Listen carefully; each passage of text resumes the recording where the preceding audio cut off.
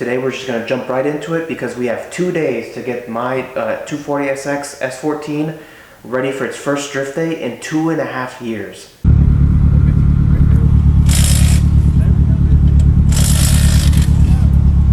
Yeah. So come with me and we're going to go through the last little pieces that I needed to do to this car in order to get it ready for its first track day. So let's go ahead and jump right into it. It's crazy to think it's been 3 years since I last drove this car. As you can see in the beginning, I kept getting my dates wrong. I thought it was 2, then 2.5, and it turned out to be 3 years. But I'm going to move this car out and go ahead and get started and explain like what's going on. So just pushing the car over. But yeah, as like I said in the intro, very excited to finally be able to drive this car. That clip you saw earlier with the smoke coming out of the tailpipe, that was 3 years ago at a track in Atlanta, Georgia called Lanier. And I just can't believe how much time has flown by in order for me to get the car to where it is today. So you're essentially watching about 3 years in the making for this. Definitely later on in the video I'll go over why it's taken me 3 years to get the car to this point. But for now, let's go ahead and jump back into the video and see what's the first thing we gotta do in order to get this car ready for its first track day. So the first thing we gotta do is install this OEM piece of rubber back to where it was in its grommet, because right now there's just a big hole that can let a bunch of water in, and I need to tighten up my wiring to obviously fit in here again, my wiring for the headlights. So we're gonna pick up the car and get on jack stands and we're gonna be good to go. So let's do this first. This piece originally comes into there. We're gonna remove this. We're gonna put this in here, and we're gonna tape it up and make it look all nice. I got an idea of how I'm gonna mount it. Originally, it's supposed to go this way, facing out. But in order to seal up the wires the way I want it to, I'm going to need to run it this way. That way, this part I can tape, and it can like collapse into the wires like that, so I can make a tight circle like that, and it'll go around the wires. I need to clean this up as best as I can, so that whenever I put the tape on here, it has a good surface to adhere to. So I'm gonna get out all my like cleaning products and brake clean and try to get this as close as I can to being like a good rubbery surface for the tape to hold to.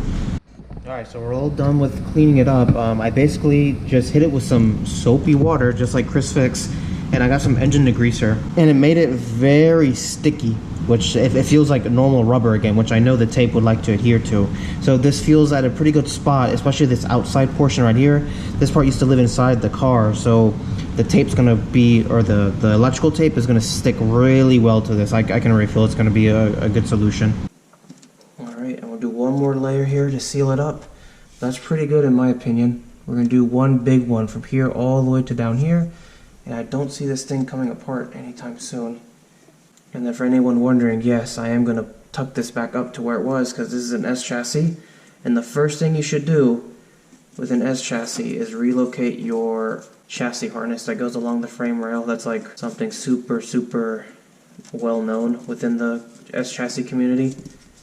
Is to relocate your harness and tuck it up above everything. Yeah, I'm pretty satisfied with that. I'm gonna put one more piece right in the middle.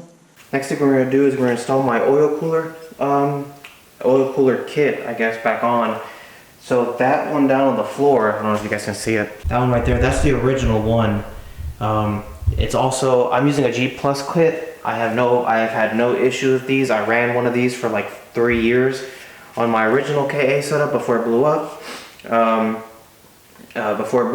And this one does the job fine. I already cleaned it out. I already remade the lines for the length that I need, and I do have a thermostatic oil sandwich plate, so it opens up whenever the oil temperature in the engine is up to temp, and then that allows the oil to flow to your cooler, cool it down, and then back into the engine. And the reason why you want to replace them is because when you destroy an engine, all those particles get stuck in here. And you have to replace the oil cooler, you have to replace the lines, and you have to replace your thing because all those particles, or your sandwich plate, because all your particles, bearing material, piston material, all that stuff gets trapped in here, and it's almost impossible to clean out. So you have to get new stuff. My engine's been running without any oil cooler, just straight engine to the oil filter, and it's been good. So we're gonna add this for drifting because you're at like 6,500, 7,000 RPM for long periods of time. The oil gets hot, so we're gonna add this real quick. Okay, so you're probably wondering why it took me 3 years to get this car back up and running. I started building this car during COVID of 2020. However, I hope this isn't too much of a surprise, but cars are extremely expensive, and especially to what I wanted this car to look like and reliability and all that stuff.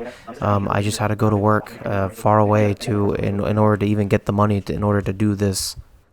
So that job I was doing was had me travel like almost 1,000 miles a week back and forth between where I lived and all the way to some small town in Georgia for work. So it was just a lot of time on the road, and I just had to live there throughout the week. So whenever you live somewhere and you're not where your race car is, you can't work on it. But I had to do all that in order so I could have the money to start doing and building the car that I wanted. I like to check it for schmuck and if there's anything awry going on, but this oil's still fresh. The only reason we're doing this is because I need to put new oil in it when I put the oil cooler on, and I wanted to do one before the drift event anyways. But I like to run my finger through the oil just because I've had a few cars where like the oil is really bad and just really thinning out. The old KA on here would thin out oil so fast. Smells a little rich, but I do know we had a couple of issues with the tune while we were figuring it out. We ran it pretty rich, kind of by accident, so I'm kind of glad we are changing it. But the oil still feels very healthy. So let me expand a little bit on what I said there a minute ago, where the engine oil was thinning out. The engine you see now is not the original KA that blew up. This is actually the third KA that I have put in this car since then. Between the KA that blew up and this one, there was 2 KAs that I got scammed on, where one was just built really poorly, and that's the one that had the oil thin out super quick on startup. And then the second one was I left with an engine builder for a very long time, and after a year and a half, he hadn't even assembled it yet. So I ended up just finding this third engine and just taking it apart, taking it to the machine shop for them to check the bottom end, and then I assembled it with my friend, which is the engine you see in this car. This engine was assembled by me and my friend that's really knowledgeable on KAs. So big shout out to Jake Sanders. If anyone wants to give him a follow on Instagram, this is his Instagram right here. Yeah, he came over and basically helped me assemble the bottom end on the engine, which was like my biggest fear because I hadn't had to do that before. Huge thank you, man, for taking the time out of your day to come to my house and just assemble this KA with me. Alright, but back to the video. Alright, some bad news. My oil filter did not get delivered from Amazon, so now I have to go to the store and get one. So we're going to unload the Celica, we're going to go to the store, we're going to pick up this exact filter. The reason why I like these ones is because it's a bigger capacity than the stock one. The stock one's like this big. This one you get double the capacity, and it's a pretty good filter, and I've been using these for like 4 years now on the KA with no problem. I just like, yeah. So let's go ahead and do that. Alright, so here we are, we're going to the store now, and then for all my Celica lovers, this thing's a unit. Just been driving it around, really enjoying the car. It's just been, yeah, I guess a little bit of nostalgia. Here I am test fitting, quote unquote, the battles. Just trying to get an idea of what kind of wheels I want to put on here. I do want to stay maybe 5-spoke. I do know these may require some adapters, but we'll see. We might be getting ahead of ourselves. I do have an idea of what wheels I want to put on this. But we went to the store, we came back, and we got the oil filter that we needed. So our little side quest is good, and we are now good to continue getting the oil filter and oil cooler back on the car.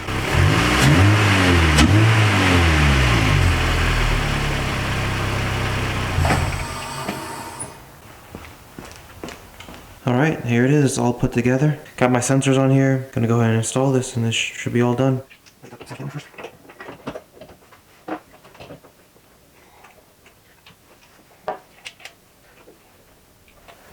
Okay. Alright, so lines are in the front are installed. Now we're gonna move to the front.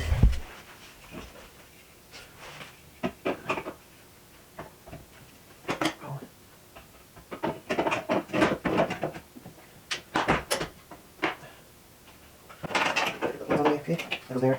Can I leave it a little too long? Okay, that. Okay, there's that one.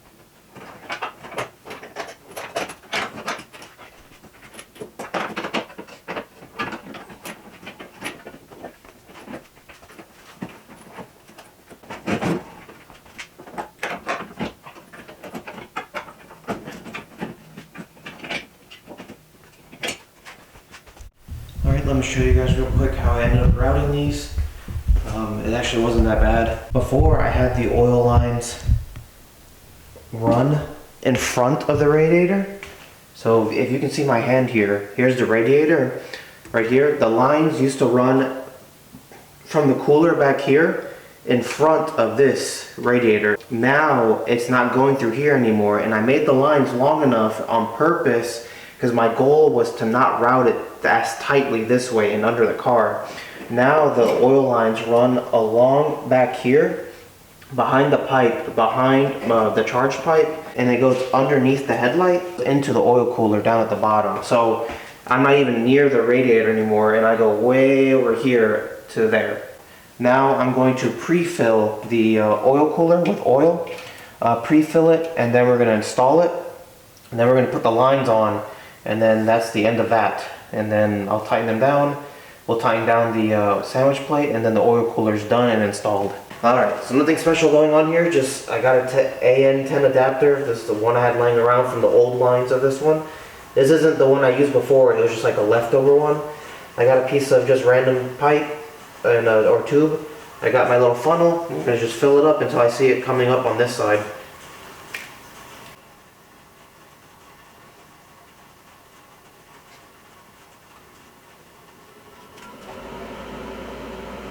Alright everybody, the oil filter and oil cooler is all done and installed. We are going to prime the system, as in I'm going to remove the spark plugs, and before I turn on the car, I'm going to spin the engine without the spark plugs in there, so I can spin the starter, can spin the motor fast enough to build up some oil pressure. Next up on the list, we're going to tackle, great that fell.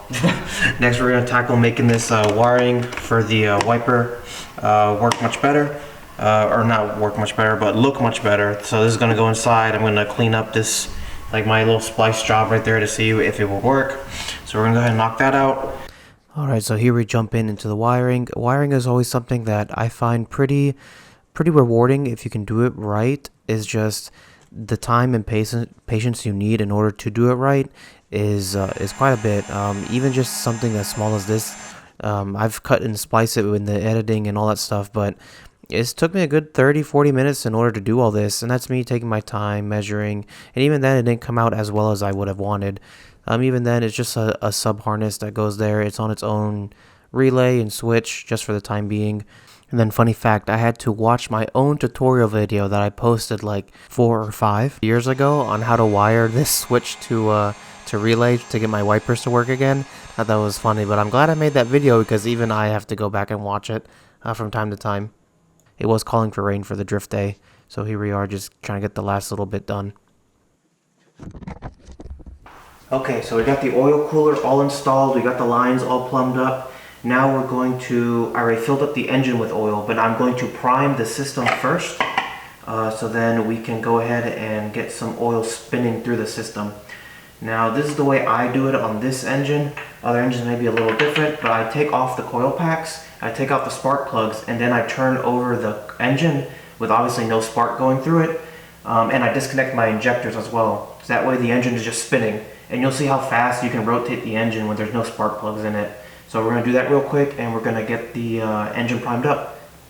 For anybody wondering, I am no longer using the stock distributor on this KA. I converted to K20 coil packs, and I just had Wiring Specialties make me the whole harness for this car. So it was really easy, plug and play. I just got the Honda coil packs, some spark plugs, and now my distributor is mostly just a cam signal, and it just goes to the ECU, which I am using a ECU master, so I get to keep the stock wheel inside of the distributor. I know on Mega Squirt you have to change it, but that's not the case for ECU master.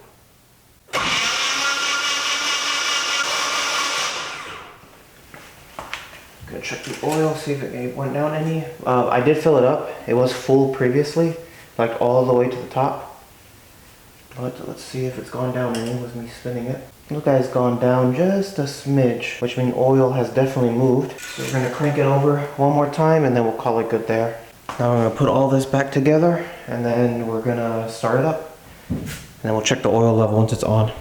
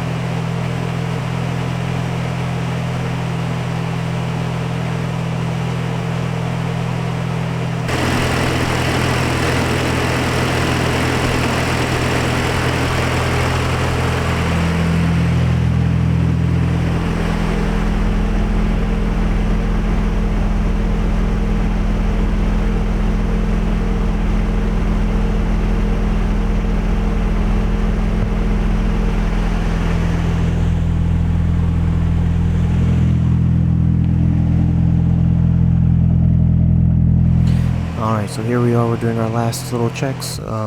Just shut off the car, about to add a little bit more oil that was missing. And other than that, I think this car is good to go.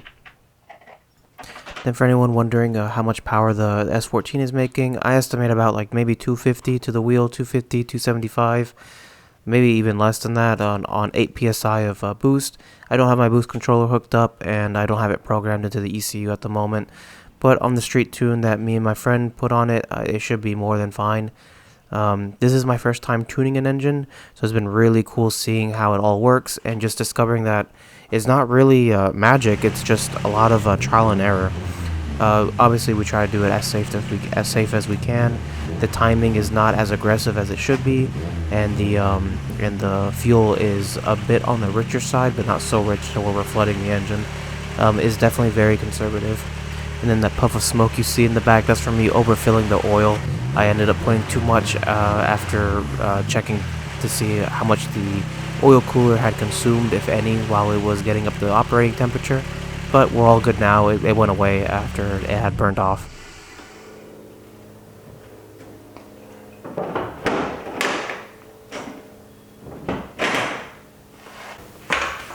Alright, I think we're ready for tomorrow. Tomorrow morning I'm going to load the car up on the trailer and we'll see how it does. The smoke you saw in the back accidentally overfilled the engine quite a bit. I just checked the dipstick and it's just a little above half, or not above half, it's a little above the full mark. So we're just gonna let it burn out as it goes. It did get up to operating temperature, so we're all good there. But like we said, tomorrow's the big day, so we'll see how it goes. I'm gonna make a separate video on that because that's all we have time for today. So thank you for watching, and I will see you guys in the next video, which is gonna be this car on the track. Should come out right after it. So we'll see ya. If you made it to the end of the video, you definitely deserve a little teaser clip of the next video that's coming up. So check out the S14 in action.